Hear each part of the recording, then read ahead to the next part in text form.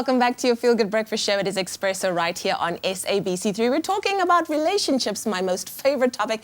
And of course, our relationship expert, Dr. Eve, is here. We're asking the question, do you know your love language? Do you know your partner's love language? And how do you show them love? Now, a question that I have for you, Dr. Eve, let's get into these love languages. Yeah. Let's talk about the first one, because Valentine's Day was yesterday. Yes. Gift giving, that's almost the default form of showing love. Is that the way to go? Does that necessarily say what it needs to say?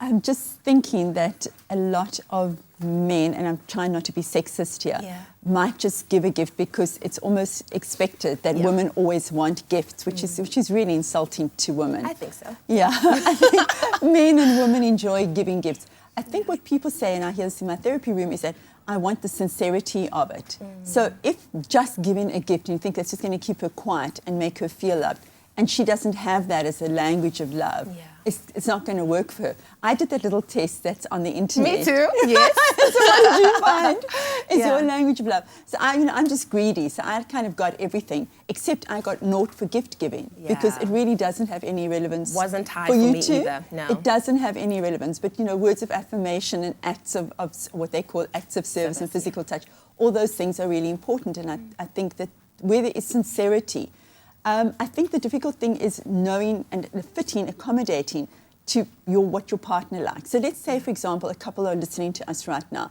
and they're saying, aha, I have a eureka moment, I'm learning about this, or I know about this, and I know what my language of love is. I know that I need affirmation, words of affirmation, which are not only just compliments, hey, leigh-anne, you look really beautiful today. It comes from a sincerity which you can feel from the other person. So how do you make that person feel, well, actually, that doesn't work for me, or actually that does work for me? Because that's when the conflict begins with couples, of you not really hearing what I need. And he's like saying, well, I don't feel as if that really reflects how I love.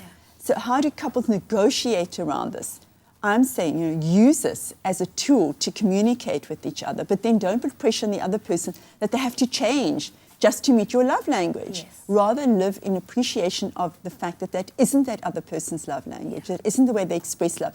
And you really want to be appreciative, considerate, compassionate about that is the way they express love, and accept it, go into acceptance. Now, one of my love languages was time spent. Spending time with the other person. But this one, acts of service. Some people really do show love in what they do for another person, not necessarily in what they say. Is this true? A lot of people really find that they struggle with words, or they don't feel eloquent, or that they also, in relationships, there's a lot of tension. So they're very afraid that if I say something, it may upset you.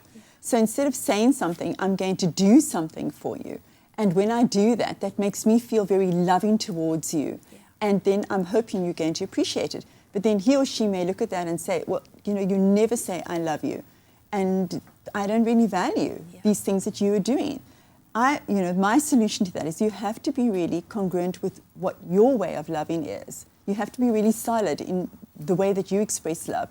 And the other person will, with time, be able to appreciate that and take care of themselves.